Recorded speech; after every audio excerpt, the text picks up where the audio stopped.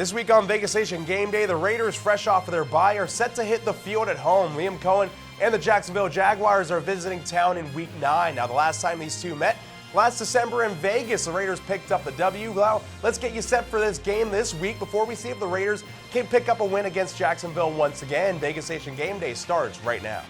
Powered by the Las Vegas Review-Journal, this is Vegas Nation Gameday, presented by D&R House of Diamonds, making luxury affordable. Located in the One Summerlin building in downtown Summerlin. Hello, welcome into Vegas Nation Gameday for the first time since the bye week. I'm your host, Dominic Lavoie. So, a pair of teams coming off of the bye week, the Jaguars and the Raiders. For some big storylines to kick this show off leading into the game, here's Raiders beat writer Vinny Bonsignore. Well, the Raiders will be as healthy as they've been since the season opener when they take on the Jacksonville Jaguars at home at Allegiant Stadium, coming off their bye week. And quite honestly, one of their worst losses in years to the Kansas City Chiefs. We're not even going to talk about that. But they are healthy. They're getting Brock Bowers back. They're getting Jacoby Myers back. Adam Butler, who missed the game against the Chiefs, is expected to play, as is Max Crosby, who sat out most of that game with a back injury. So here's the deal. Do the Raiders have Colton Miller, their left tackle? No. But Brock Bowers, Jacoby Myers back in the offense.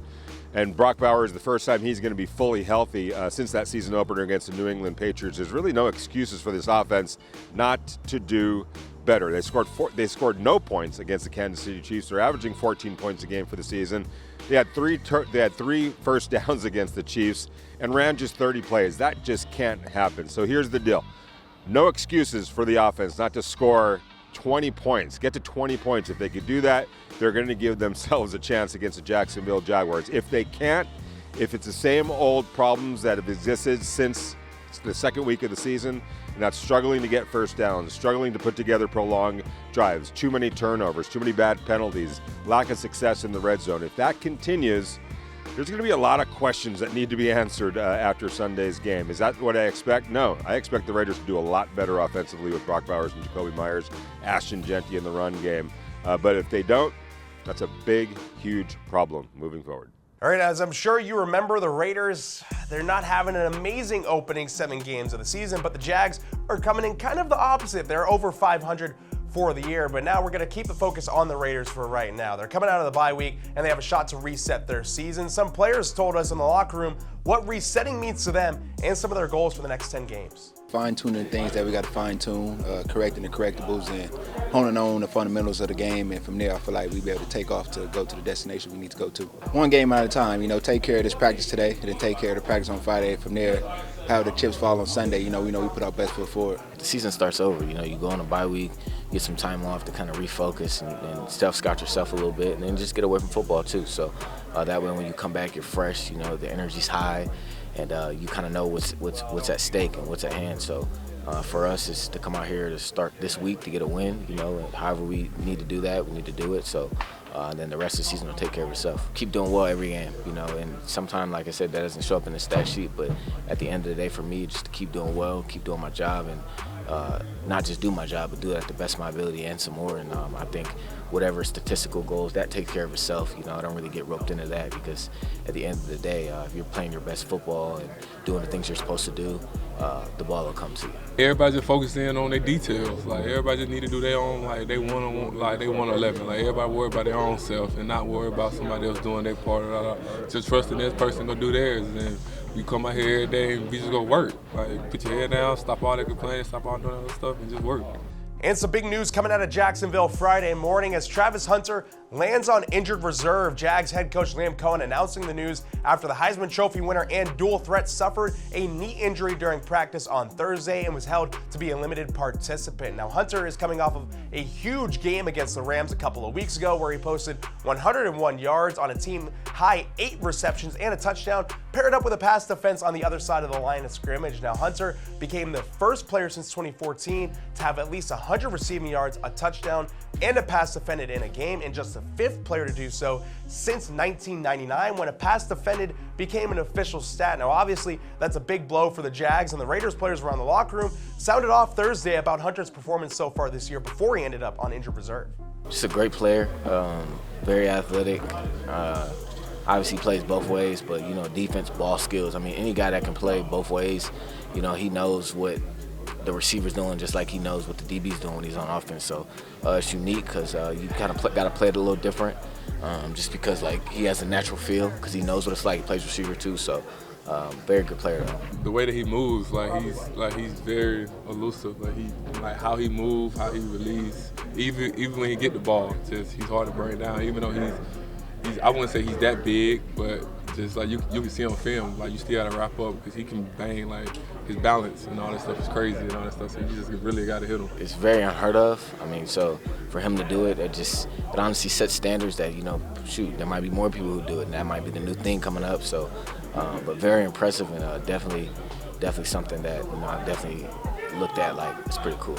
I can see me going over offense for maybe a play or two, and that's it for a game. But not actually having multiple snaps, and then you still gotta have multiple snaps on defense. I give him kudos to that. That's a lot. It's a lot.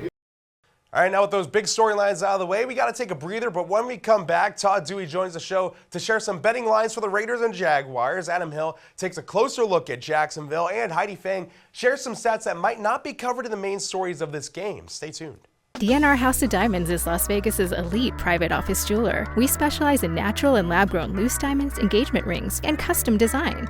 If you're looking for lab-grown diamonds, we have one of the largest selections at the best prices in Las Vegas. We make luxury affordable every day. All right, as we keep rolling towards the Jags and Raiders game, Heidi Fang joins us to showcase some key stats to watch out for in the hard count.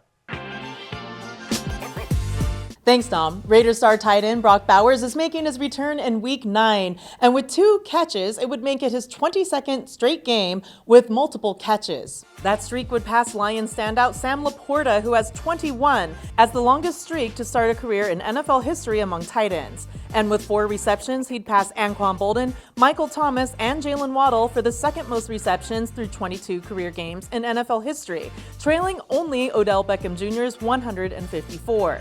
With 10-plus receptions, Bowers would become the first player in NFL history to record 5 games of 10-plus receptions in his first 2 seasons in the NFL. Running back Ashton Jeanty also has a shot at getting into the franchise's record books. With 127 rushing yards, he would pass Marcus Allen for second most rushing yards by a rookie in their first 8 career games. Allen had 571. With 100-plus rushing yards, Jeanty would join Raiders running backs Marcus Allen and Josh Jacobs of running backs who've had multiple games with 100-plus rushing yards in their rookie season. With 1 sack, it would make it 6 sacks for defensive tackle Jonah Laulu, which would tie Roderick Coleman for 5th most sacks by a defensive tackle through their first 2 seasons in franchise history. I'm Heidi Fang, and that's a look at the numbers for the Raiders versus the Jaguars. Back to you, Dom. Now for a little bit of a closer look at the Jags outside of Travis Hunter, we bring in Adam Hill to flip the field. Well, Dom already mentioned the absence of Travis Hunter for the Jaguars. There are so many benefits to him playing 2 ways.